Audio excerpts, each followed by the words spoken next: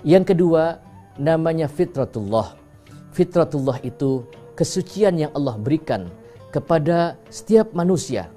Manusia yang terlahir itu pasti membawa ajaran agama Islam, walaupun bukan dilahirkan dari orang Islam. Maka ketika Rasulullah Muhammad SAW dimi'rajkan oleh Allah, Rasulullah Muhammad dipertemukan di langit yang ketujuh dengan Nabiullah Ibrahim alaihissalam. Di sana Nabiullah Ibrahim mengucapkan salam kepada baginda Rasulullah Muhammad. Assalamualaikum ya Muhammad. Semoga keselamatan atas engkau ya Muhammad. Dipanggil oleh Nabi Ibrahim, Muhammad, wahai anak yang soleh, wahai Nabi yang soleh, wahai Rasul yang soleh. Lalu Rasulullah Muhammad menjawab salam Nabiullah Ibrahim alaihissalam. Nabi Ibrahim duduk di atas singgasana yang terbuat dari emas. Dan Rasul Muhammad melihat di belakang Nabiullah Ibrahim alaihissalam banyak ruh-ruh yang warnanya hijau, bagaikan burung yang warnanya hijau. Mereka berterbangan di belakang singgasana Nabiullah Ibrahim alaihissalam. Rasulullah Muhammad SAW bertanya, wahai Ibrahim, itu ruh siapa? Nabiullah Ibrahim menjawab, ini adalah arwah-arwah, ini adalah ruh-ruh anak-anak kecil yang belum akil balik. Bayinya siapa saja yang belum akil balik, mereka meninggal dunia, maka ruhnya aku yang menjaganya. Nanti apabila orang tuanya muslim, nanti mereka ruh-ruh anak-anak yang belum akil balik ini akan membawakan minuman dan makanan serta menyambut orang tuanya di pintu surga dengan kalimat salamun alaikum tibtum fadkhuluha khalidin. Pemirsa TV One yang dirahmati oleh Allah Subhanahu wa taala, semoga Allah menjadikan kita umat Rasulullah Muhammad SAW umat yang terbaik, dan mudah-mudahan kita termasuk daripada kelompok-kelompok yang dirindukan oleh surganya Allah Subhanahu wa taala. Pemirsa TV One yang dirahmati oleh Allah Subhanahu wa taala, maka umat Rasulullah Muhammad SAW adalah umat yang terbaik, umat yang punya jaminan surga. Ada sebuah hikayat dikisahkan, ada orang yang merasa dosanya paling besar di dunia ini. Ada seorang yang menangis di samping rumah Sayyidina Umar bin Khattab. Ada suara orang menangis terseduh-seduh. Lalu sahabat Umar keluar dan bertanya kepada orang itu, wahai, mengapa engkau menangis di samping rumahku dengan keras? Orang itu menjawab, wahai Umar, aku adalah orang yang paling besar dosanya di dunia ini. Umar menjawab, apakah dosamu lebih besar daripada langitnya Allah? Orang itu menjawab, dosaku jelas lebih besar Umar. Lalu kata sahabat Umar, mari kita ke rumah baginda Rasulullah Muhammad untuk mempertanyakan, apakah dosamu bisa diampuni oleh Allah atau tidak? Lalu sahabat Umar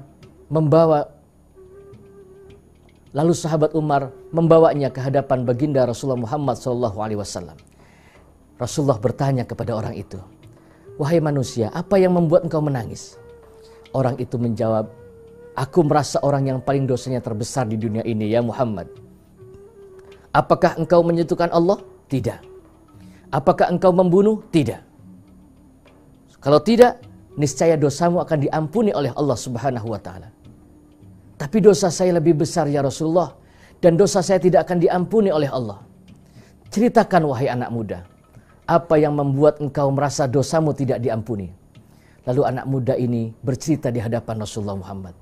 Ya Rasulullah, sejak usia 7 tahun, pekerjaanku adalah mencuri kain kafan pada mayit-mayit yang baru meninggal dunia.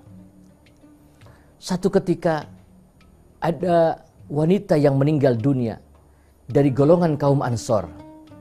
Maka setelah dikuburkan, orang-orang pergi meninggalkan, malamnya aku gali ya Rasulullah Muhammad. Aku gali kuburannya, aku ambil kain kafannya, aku buka tubuhnya, dan aku ambil kain kafannya. Ketika aku ambil kain kafannya, ternyata wanita ini sungguh molek jelita, sehingga aku tak berdaya menatapnya, dan aku ya Muhammad memperkosa mayit yang ada di dalam kuburan ini. Pemirsa TV One yang dirahmati oleh Allah Subhanahu wa taala. Setelah itu terdengar suara jeritan wanita itu mengutuk saya. Apa yang diucapkan kalimat itu, apa yang diucapkan oleh wanita itu? Wahai durhaka, wahai durjana, laknatullah. Kamu tega-teganya memperkosa aku. Padahal aku sudah dimandikan, aku sudah dikafankan, aku sudah disolatkan. Aku ingin menghadap Allah Subhanahu wa taala. Kenapa kau nodai aku ini? Suara itu terus mengiang sehingga aku merasa orang yang paling berdosa di muka bumi ini, ya Muhammad. Mendengar cerita dari pemuda itu, Rasulullah Muhammad bangkit lalu menghardik, wahai pemuda, keluar kau dari hadapanku. Tidak ada rahmat untukmu. Pemuda itu menangis terhuyung-huyung, lalu menelungkupkan wajahnya di padang pasir serta bertobat memohon ampun kepada Allah Subhanahu wa taala. Pemirsa TV One yang dirahmati oleh Allah Subhanahu wa taala, malaikat Jibril diperintahkan oleh Allah Subhanahu wa taala untuk menyampaikan kepada Rasulullah Muhammad.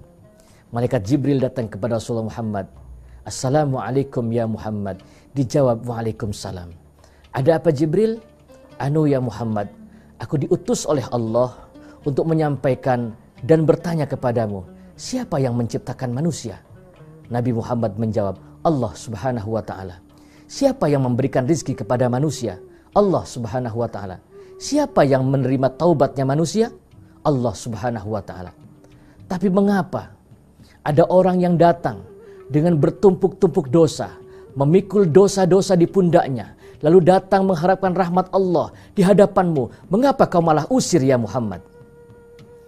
Bukankah luasnya ampunan Allah itu lebih luas daripada arsy-Nya Allah? Bukankah Allah yang maha pengampun, yang maha ghafur? Mengapa kau usir daripada ampunan Allah Subhanahu wa ta'ala? Lalu Rasulullah Muhammad mencari pemuda itu dan dilihat dalam keadaan terselungkup. Dia sedang meminta ampun kepada Allah Subhanahu wa ta'ala. Lalu dibawa oleh Rasulullah Muhammad dan sholat berjamaah bersama baginda Rasulullah Muhammad SAW. Lalu Rasulullah Muhammad menjadi imam sholat. Rasul membaca hatta zurtumul maqabir.